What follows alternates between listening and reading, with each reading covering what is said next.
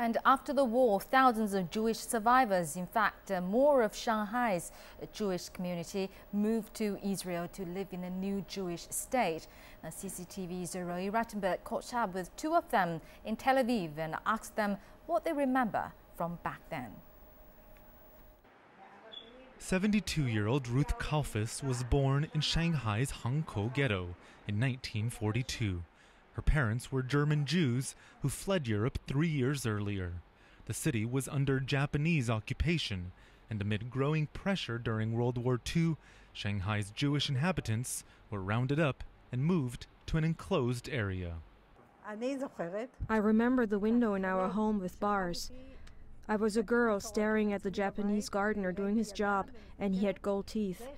I will never forget that. It was completely disturbing to me, but I also remember the ghetto in a positive way. When the Chinese would come in, they did nothing bad to us, only good things. But I will never forgive the Japanese. When asked why, she gets emotional. Why did they want to beat my father? Why did they want to hit my mother?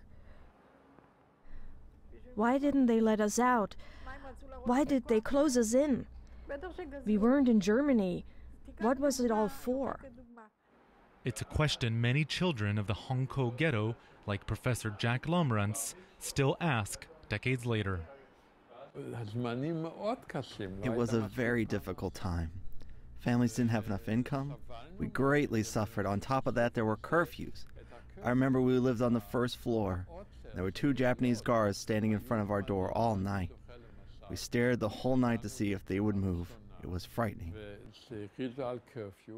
It was rare that Jewish survivors of World War II would discuss their past, much less make it a part of their family life, and Ruth was a typical case. But there is always one exception. If you look closely, there's a tea set she brought from Shanghai. About the ghetto, she told us very few things. The bigger details came out when her grandchildren, my kids, had to research their family roots for school. She opened up, began telling stories, and even wrote things down, so there would be some record for future generations. A future which may even include a visit to China. I would very much like to go, especially to the place I was born, the place I grew up. A place of memories, she says, of a childhood stolen. Roee Ruttenberg, CCTV, Tel Aviv.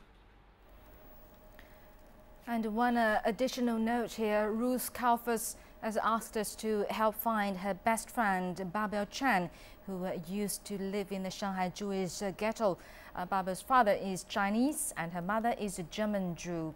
Ruth last spoke with Babel in Israel in the 1970s and believes she is now living in the US. So if you have any leads on the whereabouts of Babel Chen, please email us at cctvnewshour@cctv.com.